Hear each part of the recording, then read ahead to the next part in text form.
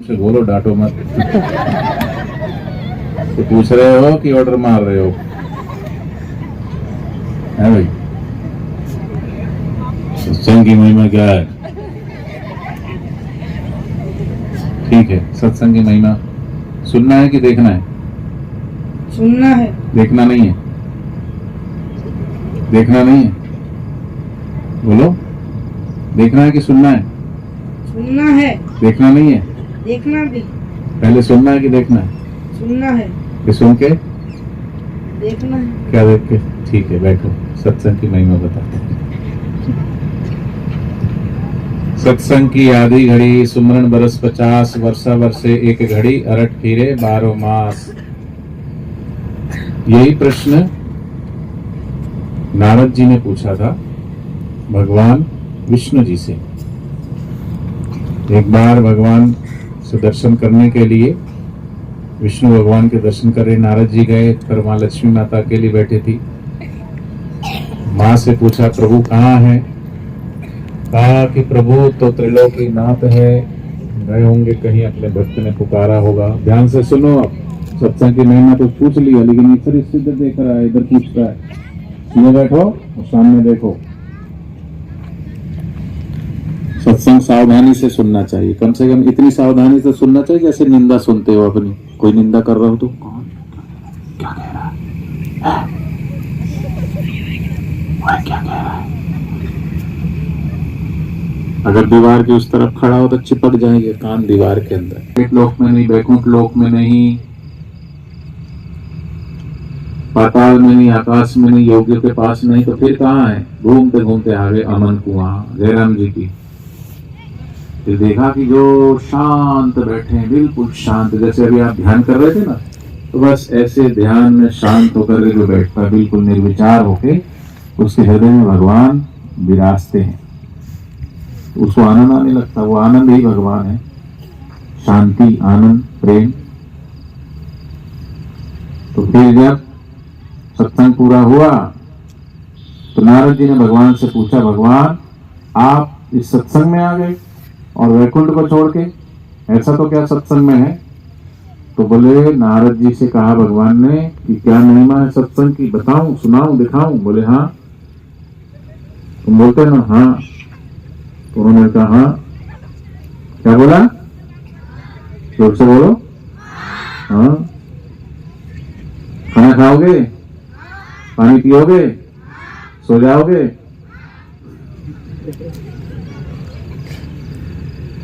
उन्होंने बोला हाँ, सत्संग की महिमा मुझे सुननी भी है और देखनी भी है। तो उन्होंने कहा ठीक है नारद जी, एक गांव में एक वृक्ष है, उस वृक्ष में एक पोखर है। ऐसा वो पोखर तो तालाब को बोलते हैं, ऐसा वो क्या होता है, ऐसा खो होती है ना, अंदर अंदर होता है उसमें खड्डा सा, क्या बोलते? खो बोलते, क्या बोलते हैं? समझिए ना, उसमें एक तोता है। उस तोते से पूछो सत्संग की महिमा क्या है। तो नारद जी आए तोते के पास, कहा तोते महाराज बताओ सत्संग की महिमा क्या है। ये सुनते ही तोता यूं हो गया और मर गया। नारद जी समझ गए सत्संग की महिमा मतलब मर जाओ। बोले प्रभु तोता तो मर गया, ये सत्संग की महिमा? बोले नहीं नहीं, मैंने कहा ना सुनाऊंगा भी और दिखाऊंगा भी, आगे आगे देखो होता क्या। अब तुम दूसरे गांव में जाओ, वहां एक गाय ने बछड़े को जन्म दिया, तो बछड़े से पूछना सत्संग की महिमा क्या है। नारद जी गए, कहा बछड़े महाराज जी बताओ सत्संग की महिमा क्या है। ये सुन के बछड़ा भी लुढ़क गया, मतलब मर गया। अब नारद जी को पक्का विश्वास हो गया सत्संग की महिमा मतलब जिससे पूछो सत्संग की महिमा वो मर जाए। प्रभु बछड़ा भी मर गया, ये सत्संग की महिमा? बोले नहीं नहीं, आगे आगे देखो होता है क्या। उस राज्य में जाओ, बड़े वर्षों के बाद वहां राजा के घर एक राजकुमार ने जन्म लिया है, उससे पूछो जाके सत्संग की महिमा क्या है। नारद जी बोले नारायण नारायण। क्या बोले? इतने धीरे थोड़ी बोलते नारद जी, जोर से बोलो। प्रभु तोता तो ठीक था, बछड़ा भी ठीक था। तोते से मैंने पूछा तोता मर गया, चलो कोई बात नहीं। बछड़े से पूछा बछड़ा मर गया, कोई बात नहीं। और जो तोते और बछड़े का हाल हुआ वो अगर राजकुमार का हाल हो गया पूछते ही, उसका भी नारायण नारायण हो गया, तो राजा तो मेरा भी नारायण नारायण कर देगा। नहीं नहीं ऐसा कुछ नहीं होगा, जाओ पूछो पूछो। भगवान की आज्ञा मान करके नारद जी आए, राज्य में जैसे प्रवेश किया, द्वार पर जैसे पहुंचे, राजा ने नारद जी को देखा तो कहा, भावे भाग्य धनभाग हमारे सही समर पर आप संत पधारे। कथा कीर्तन जागर भय संत भय मेहमान, वागर हरिवासा की ना वो घर वैकुंठ समान। कथा कीर्तन जागर नहीं संत नहीं मेहमान, वागर जमना डेरा सांझ भय शमशान। जमना भूत को बोलते हैं, जिनके घर में सत्संग नहीं होता, जिनके घर में दियाबत्ती नहीं होती, भगवत चर्चा नहीं होती, वो घर नहीं, वो भूतों का डेरा है। कथा कीर्तन जागर नहीं संत नहीं मेहमान। अमन कुआं में तो चलो सत्संग भी हो रहा है और हम आज के लिए 2-3 घंटे के लिए तो आपके मेहमान हैं, तो सत्संग भी हो रहा है। और जिनके घर सत्संग नहीं, सुमरन नहीं, ध्यान भजन नहीं, वो भूतों का डेरा है।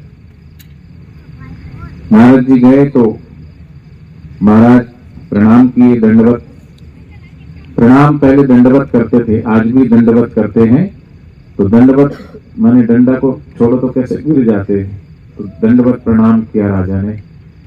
प्रणाम करने से 4 चीजें बढ़ती है। अभिवादन शीलश्च नित्य वृद्धोप सेवनी सेविना चत्वारि तश्च वर्धन्ते आयु विद्या यशोबलम।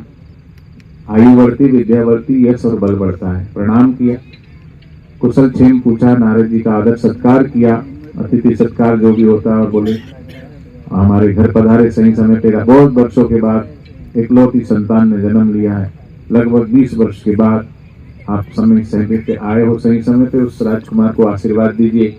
नारद जी ने मन में सोचा, हाँ हाँ हाँ हाँ आशीर्वाद तो हम देंगे राजन, पर एक शर्त पे देंगे। क्या? उस राजकुमार को एक ऐसे कमरे में रखना जहां 2 दरवाजे हो, एक आगे का और पीछे का। बैठ जाओ, अभी दरवाजा नहीं आया, बैठो। अब नारद जी अपने जुगाड़ में थे कि जो हाल तोते का और बछड़े का हुआ वो इधर अगर गड़बड़ हुआ तो हम पिछले दरवाजे से खिसक लेंगे, इसलिए 2 दरवाजे पूछ रहे थे। राजा ने कहा कि कोई बात नहीं, 2 द्वार वाला कमरा, उसमें राजकुमार को बुलाया गया। आगे आगे नारद जी, पीछे पीछे राजा। अब जैसे कमरे में घुसे तो राजा को नारद जी कहते हैं, आप यहीं रुको, बस बच्चा और हम दोनों ही बात करेंगे। हाँ कोई बात नहीं। अब ये कभी पीछे देखे, कभी आगे जाए, कभी पीछे देखे, कभी आगे जाए, और बच्चे के पास जाके खड़े हो गए नारद जी। फिर सोचने लगे, पूछूं और कुछ गड़बड़ हो जाए तो। तभी बच्चा बोला, महाराज जो पूछने आए पूछ लो, सत्संग की महिमा पूछने आए हो। अरे इसको कैसे पता? बोले मुझे सब पता है महाराज, मैं पहले भी मिल चुका हूँ आपसे, और मैं तो तुमको पहली बार मिल रहा हूँ। ना ना ना ना, आप सत्संग की महिमा पूछने आए हो, भगवान की आज्ञा से आए हो, और आप तीसरी बार आए हो।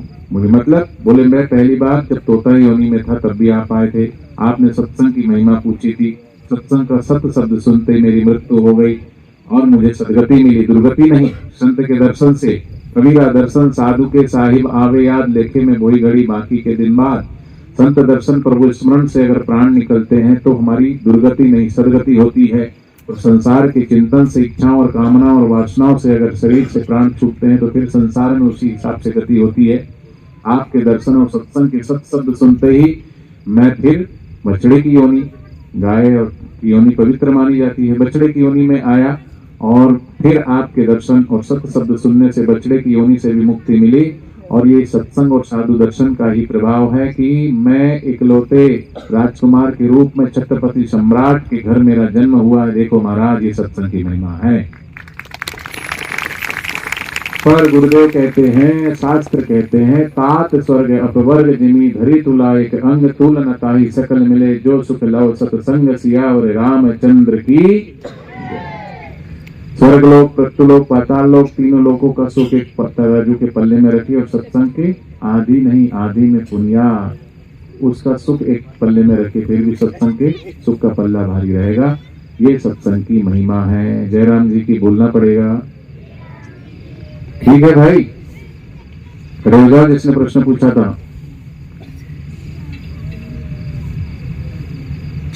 किसने पूछा था?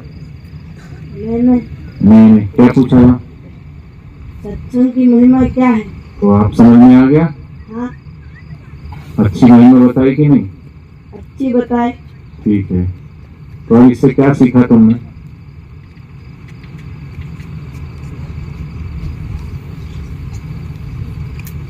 कुछ पल्ले पड़ा हाँ क्या?